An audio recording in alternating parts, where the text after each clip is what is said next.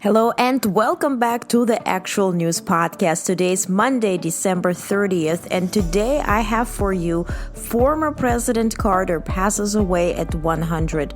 Biden announces $2.5 billion in security assistance for Ukraine. White House proposes cybersecurity overhaul and more national and global news. Let's go. But first, let's begin with some quick news. A federal appeals court on Monday today upheld a $5 million verdict in favor of E. Jean Carroll, who had sued Donald Trump after a jury found the U.S. president-elect liable for sexually abusing and later defaming the former magazine columnist. U.S. President-elect Trump criticized the 2023 debt ceiling extension on Sunday, calling it the dumbest political decision made in years. Mikhail Khvalishvili, a vocal critic of the West, was sworn in as the president of Georgia on Sunday amid a political crisis following the government's decision to freeze European Union application talks, a move that has sparked major protests. Finnish police said on Sunday that they had discovered tracks stretching for dozens of kilometers along the bottom of the Baltic Sea, where a tanker carrying Russian oil is suspected of damaging a power line and 4 telecom cables with its anchor. Hostages held in Gaza were subjected to torture, including sexual and psychological abuse, starvation, burns, and medical neglect, according to a new report by the Israeli Health Ministry that is set to be submitted to United Nations this week. Israeli forces conducting a weeks-long offensive in northern Gaza ordered any remaining residents of Beit Hanun to leave the town on Sunday, citing Palestinian militant rocket fire from the area, according to residents. Holding elections in Syria could take up to 4 years, according to Syria's de facto leader Ahmed al-Sharaa, who spoke in an interview with Al Arabiya on Sunday. This marks the first time al-Sharaa has provided a potential timeline for elections since Bashar al-Assad was ousted earlier this month. The UK government has confirmed that Asma al-Assad, the wife of Syrian President Bashar al-Assad, is not allowed to enter the country where she holds citizenship. This decision effectively prevents her from returning to the UK, where she was born, and suggests that she will likely remain in Russia for the foreseeable future. And now to our main story today, honoring a legacy. Jimmy Carter, advocate for peace, passes away at 100. Former U.S. president and champion of peace, human rights, and global diplomacy passed away on Sunday, December 29th, at the age of 100. The news was first reported by the Atlanta Journal-Constitution. From his humble beginnings in Plains, Georgia, to his tenure as the 39th President of the United States, Carter's life was a testament to unwavering service and compassion. His presidency was marked by significant achievements, most notably the Camp David Accords, which brokered peace between Egypt and Israel and became a cornerstone of his diplomatic legacy. After leaving the White House, Carter's impact only grew. Together with his beloved wife Rosalind, he founded the Carter Center in 1982, dedicating their lives to combating diseases, overseeing elections, and promoting democracy and human rights worldwide. His humanitarian efforts earned him the Nobel Peace Prize, solidifying his place as one of the most respected global figures of our time. I had the honor of meeting President Carter in 2014 in Manhattan. He graciously signed a copy of his book for me, and we shared a meaningful conversation. Since then, I eagerly awaited his Thanksgiving greetings each year, which always included this heartfelt message and a family photo. This year marked the first without Rosalind by his side, a loss deeply felt by all who admired their extraordinary partnership. So while the news of President Carter's passing is profoundly saddening, we also find solace in knowing he is now reunited with Rosalind forever by his side. Their bond was a true testament to love and shared service, inspiring countless individuals around the world. May he rest in well-deserved peace. To honor Carter's legacy, President Biden has ordered U.S. flags to be flown at half-staff for 30 days, including at all public buildings, military posts, naval stations, and U.S. embassies abroad. Biden has also designated January 9th, 2025, as a national day of mourning, encouraging Americans to gather in places of worship to honor Carter's memory. The global community is invited to join in this observance. U.S. government agencies and executive departments will close on January 9th in accordance with an executive order issued by President Biden. Stock exchanges will also remain closed that day. A state funeral will be held at Washington National Cathedral, where President Biden will deliver a eulogy for Carter. This solemn occasion will follow 6 days of ceremonies in Georgia and Washington, D.C., celebrating Carter's life and legacy. The ceremonies will be held from January 4th, including up to January 9th. President Biden addressed the nation in broadcasted speech from the U.S. Virgin Islands, where he is currently vacationing with his family on the day of President Carter's passing. In a statement, China's President Xi Jinping expressed his condolences, emphasizing Carter's pivotal role in establishing diplomatic ties between the United States and China more than 40 years ago. International leaders and former U.S. presidents followed with heartfelt tributes, underscoring Carter's profound influence on fostering global relationships. I invite you to join me tomorrow for the actual news on December 31st at 9:30 a.m., where I will provide detailed readout of the planned funeral services in Georgia and Washington, D.C., as shared with me today by the Pentagon, and I will answer all your questions and explain how you can honor and commemorate the legacy of President Jimmy Carter. And if you wish to travel or you are in Georgia or Washington, D.C., where and when you can do so. In other news, President Joe Biden has announced nearly $2.5 billion in security assistance for Ukraine to support its defense against Russian aggression. This package includes $1.25 billion military drawdown and a $1.22 billion Ukraine Security Assistance Initiative aimed at providing both immediate and long-term military capabilities. The assistance will deliver critical weapons systems, including air defense and artillery, and will help replenish U.S. defense stockpiles. Biden reiterated the commitment to rapidly surging aid to Ukraine and ensuring its continued defense efforts, with the U.S. military delivering essential equipment like artillery rounds and armored vehicles to strengthen Ukraine as winter approaches. Here's a quote from President Biden. As I committed earlier this year, the DoD has now allocated all remaining USAI funds appropriated by Congress in the supplemental that I signed in April, and my administration is fully utilizing the funding appropriated by Congress to support the drawdown of U.S. equipment for Ukraine. I've directed my administration to continue surging as much assistance to Ukraine as quickly as possible, including drawing down older U.S. equipment for Ukraine, rapidly delivering it to the battlefield, and then revitalizing the U.S. defense industrial base to modernize and replenish our stockpiles with new weapons. The U.S. will continue supporting Ukraine throughout Biden's time in office.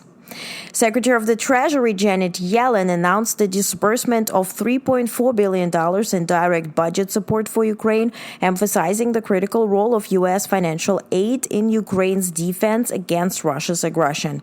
The assistance is part of the final disbursement under the bipartisan Ukraine Security Supplemental Appropriations Act 2024. It is conditioned on Ukraine implementing reforms aimed at strengthening law enforcement, enhancing transparency, and fighting corruption. Yellen highlighted the importance of Ukraine's success for U.S. national security and global stability, underscoring that Russia, not American taxpayers, will bear the costs of its illegal war. The U.S. remains committed to supporting Ukraine through both financial aid and sanctions on Russia's war efforts. U.S. Treasury also has warned lawmakers that extraordinary measures may be required as early as January 14th to prevent the United States from defaulting on its debt. In a letter to Congress, Yellen urged swift action to protect the nation's creditworthiness. The Treasury anticipates $54 billion reduction in U.S. debt on January 2nd, tied to the redemption of the security related to Medicare payments. However, Yellen noted that debt ceilings ceiling suspended under a 2023 budget deal will be reached between January 14th to 23rd, necessitating extraordinary measures to keep the government operational.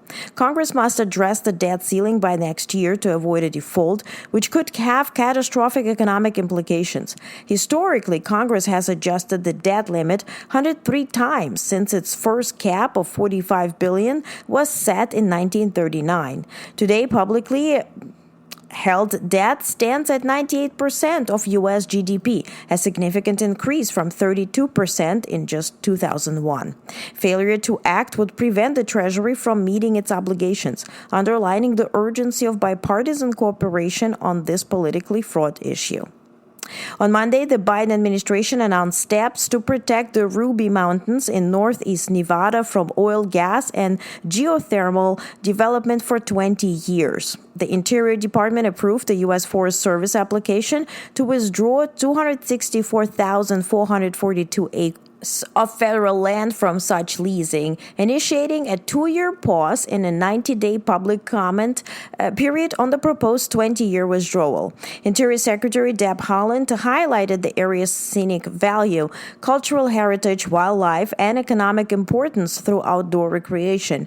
The move comes weeks before President-elect Donald Trump, who advocates for increased domestic energy production, is set to take office. While the lands remain open to mining claims, the administration aims to ensure protections for the Ruby Mountains based on scientific and public input. Healthcare organizations may face new cybersecurity mandates to prevent leaks of sensitive patient information following cyber attacks on major entities like Ascension and United Health. According to Ann Neuberger, U.S. Deputy National Security Advisor to Cyber and Emerging Technology.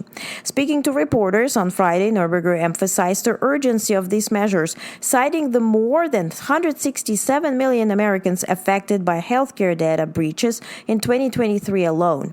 The proposed rules, introduced by Department of Health and Human Services, aim to strengthen cybersecurity under the Health Insurance Portability and Accountability Act, the HIPAA or HIPAA. Key measures include mandatory data encryption to render leaked information inaccessible and compliance checks to ensure networks adhere to updated cybersecurity standards. The initiative is projected to cost $9 billion in its first year and $6 billion annually over the following 4 years. Neuberger highlighted a staggering rise in the large-scale healthcare breaches since 2019, with hacking incidents up by 89% and ransomware attacks up by 102%.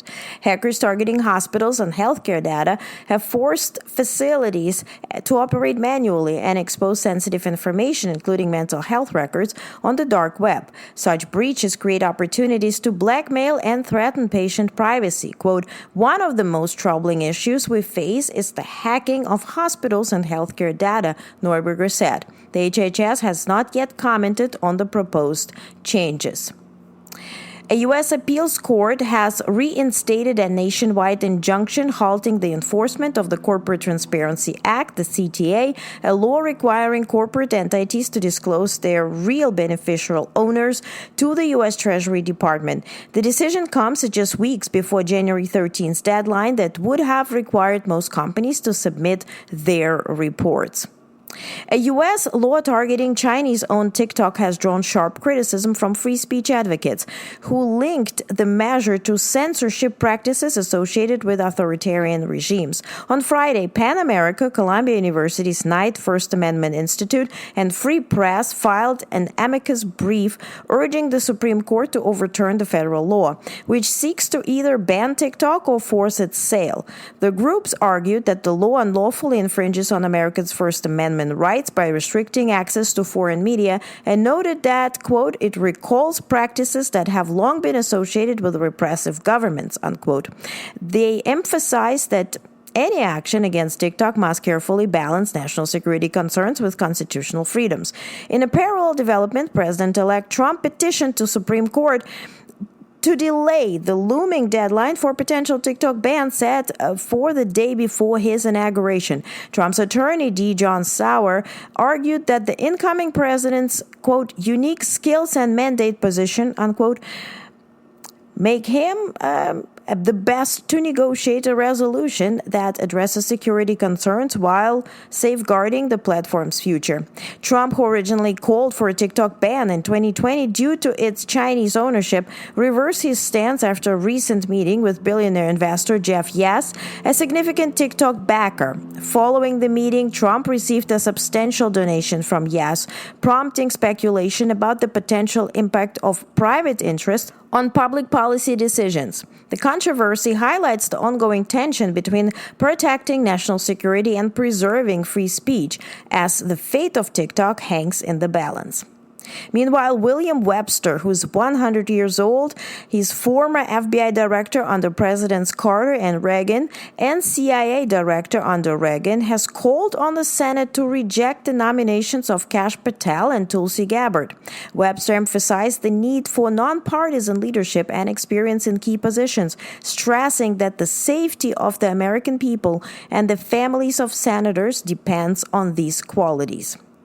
Elon Musk, CEO of Tesla and SpaceX, pledged to staunchly defend the H-1B visa program, crucial for foreign tech workers in response to criticism from President-elect Donald Trump's immigration hardliners. Musk himself, a naturalized U.S. citizen and former H-1B visa holder, emphasized the program's role in building companies like Tesla and SpaceX, stating, quote, "I will go to war on this issue, the likes of which you cannot possibly comprehend," unquote. The H-1B program, vital for U.S. tech industry, faces opposition from Trump's far-right supporters who argue it undercuts American wages. Tensions flared after criticism of Trump's appointment of Sriram Krishnan, an Indian-American AI advisor, led to Steve Bannon calling out big tech oligarchs for backing the program. Musk, the other tech leaders, have differentiated legal immigration, supported by H-1B visas, from illegal immigration. Trump, who has been silent on the matter, has historically supported skilled worker visas while promising strict immigration controls. Musk's advocacy highlights a divide between tech leaders and Trump's base over immigration policy.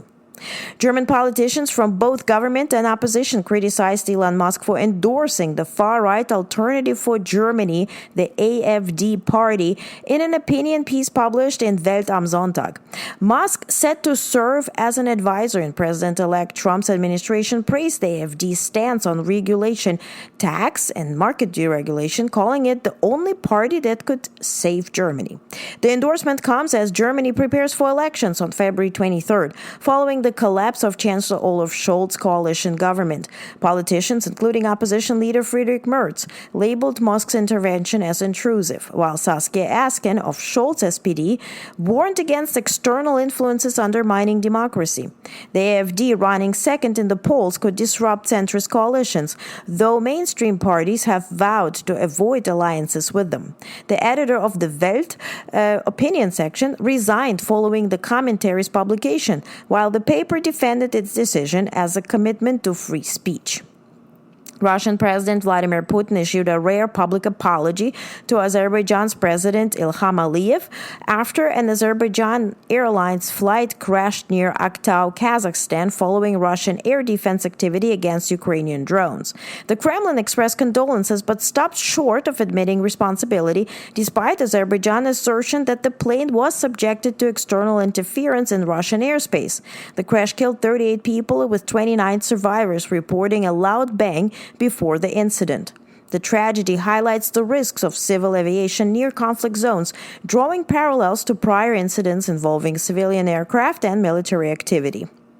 Russia announced plans to end its moratorium on deploying intermediate and shorter-range nuclear-capable missiles, citing U.S. deployment of similar weapons worldwide, Foreign Minister Sergei Lavrov stated on Sunday. The decision signals the final collapse of arms control agreements like the Cold War-era INF Treaty, which the U.S. exited in 2019, accusing Russia of violations. Lavrov noted that the conditions for strategic dialogue with Washington are currently non-existent, further straining ties between the two nuclear powers. The move raises fears of a renewed arms race, with Russia, the U.S., and China now pursuing advanced missile systems. Recent developments include Russia's use of new hypersonic missile Oreshnik in Ukraine, highlighting the ongoing risks of unchecked weapons proliferation. Now to Iran. Iran signaled that 2025 will be a pivotal year for its nuclear issue as officials brace for a return for the U.S. President-elect Donald Trump's maximum pressure policy. Trump previously withdrew from 2015 nuclear deal, which had relaxed sanctions in exchange for limits on uranium enrichment. Foreign Minister Abbas Araghchi emphasized the significance of 2025 during talks with Chinese officials, but did not elaborate. Iranian concerns include possible Israeli attacks on nuclear sites and intensified U.S. sanctions targeting Iran's oil industry. The Iranian rial hit a record low against the U.S. dollar, reflecting economic instability and public efforts to safeguard savings through foreign currencies, gold and cryptocurrencies. Inflation is officially 35%, and the rial has depreciated by 18% since Trump's election. 5 Venezuelan opposition members taking refuge in Argentine diplomatic residence in Caracas to avoid arrest described their situation as living in a prison. The residence has been without electricity for over a month, which opposition advisor Magali Mehta called a violation of human rights. The Venezuelan government attributes the power outage to unpaid bills. The opposition members have been sheltered in the residence since March, following arrest warrants. The development comes amid contested July presidential elections, with both President Nicolas Maduro and opposition candidate Edmundo Gonzalez claiming victory. While Gonzalez has fled to Spain, Maria Corina Machado, barred from running in the election, remains in hiding. Argentina and Peru have recognized the opposition's electoral claims, straining diplomatic relations with Venezuela. Argentina is also embroiled in a separate fight with Venezuela over the detention of an Argentine security officer accused by Maduro's government of involvement in a right-wing terrorist plot. Secretary of State Anthony Blinken spoke today with President-elect Edmundo González Urrutia and Maria Corina Machado, leaders of Venezuela's democratic opposition. During the conversation, Secretary Blinken reaffirmed the United States' commitment to supporting the will of Venezuelan people and expressed that they expressed at the ballot box. He also underscored the U.S. support for peaceful restoration of democracy in Venezuela in the release of all unjustly detained political prisoners. In his remarks, Blinken reiterated that the United States stands in solidarity with the international community in condemning Maduro's anti-democratic actions. The secretary further commended the democratic opposition's resilience and highlighted the Venezuelan people's unwavering commitment to democracy despite ongoing repression and adversity. Now to North Korea. North Korean leader Kim Jong-un convened a key policy-setting meeting on the ruling Workers' Party last week, state media KCNA reported on Sunday. The meeting, held from December 23rd to 27th, outlined the strongest response strategy toward the United States to safeguard the country's safety and national interest. Specific details of the strategy were not disclosed. The KCNA report criticized the growing trilateral alliance between South Korea, the U.S., and Japan, labeling it a nuclear military bloc, and describing South Korea as an anti-communism outpost for Washington. The report underscored that the current geopolitical reality dictated the nation's future direction and actions. The session also reviewed domestic issues, including the government's response to this year's floods, which included relocating affected individuals to Pyongyang. In addition, North Korea pledged to strengthen relations with friendly countries. This 11th plenary session concluded a year marked by increasing military cooperation between North Korea and Russia.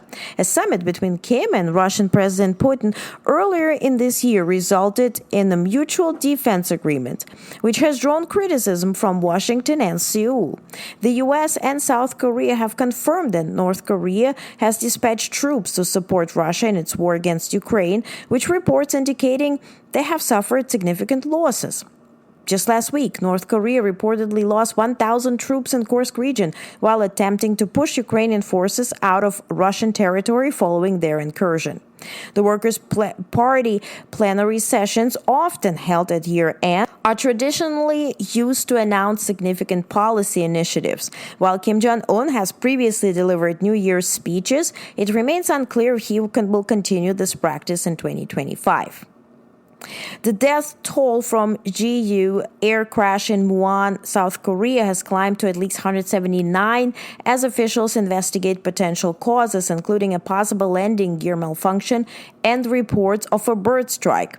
In a statement, President Joe Biden expressed condolences, saying, quote, "Jill and I are deeply saddened to learn of the loss of life. The American people share deep bonds of friendship with South Korean people, and our thoughts and prayers are with those impacted by this tragedy," unquote. Biden affirmed the U.S. readiness to provide assistance if needed.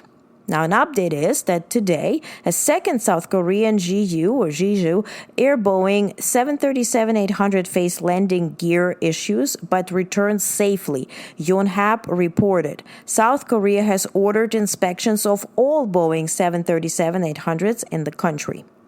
Now to Israel. Israeli Prime Minister Benjamin Netanyahu was hospitalized on Sunday to undergo prostate removal surgery due to urinary tract infection caused by benign prostate enlargement. His lawyer informed the court that Netanyahu would be sedated and hospitalized for several days, requesting the cancellation of his testimony scheduled for this week.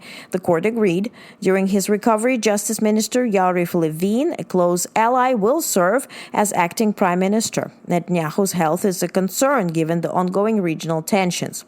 The latest update is that Israeli Prime Minister Netanyahu is in good condition and fully conscious after his prostate surgery ended successfully, his office said on Sunday. The Prime Minister has now been transferred to a protected underground recovery unit. He is expected to remain in the hospital for observation and for the next few days, his office stated. The Pentagon announced on Monday that a ceasefire around the northern Syrian city of Manbij between Turkey and U.S.-backed Kurdish Syrian forces, SDF, is holding.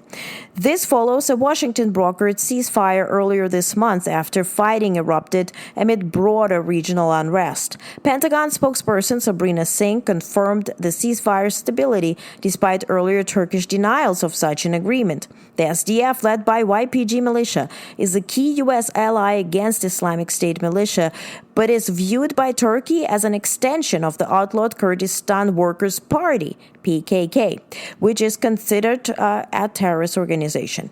The U.S. maintains approximately 2,000 troops in Syria working alongside the SDF to prevent the resurgence of Islamic State forces. Meanwhile, a Ukrainian delegation led by Ukrainian Foreign Minister Andriy Sybiha met with Syrian leader Ahmad al-Shara today in Damascus. The Ukrainian official was greeted with the Ukrainian national anthem and honors. This visit comes as Ukraine begins providing grain supplies to Syria, filling a gap left by Russia, which had previously halted the grain exports to the country. The meeting underscores growing cooperation between Ukraine and Syria amidst ongoing geopolitical shifts. And that's all from me for today. Please don't forget to tune in to AM Actual News on YouTube that I delivered this morning. Please join me tomorrow for the actual news in the morning and check out our newsletter. Now, everything has moved to onestnetwork.com, ONEST network.com. All the links are in the description of this episode. And if you're tapping to listen while reading your newsletter, I'm very grateful. Thank you once again for listening. Don't forget that we will be off on January 1st, and from then on, we continue per usual. So have a wonderful and peaceful evening and morning, and see you tomorrow on the Actual News Podcast.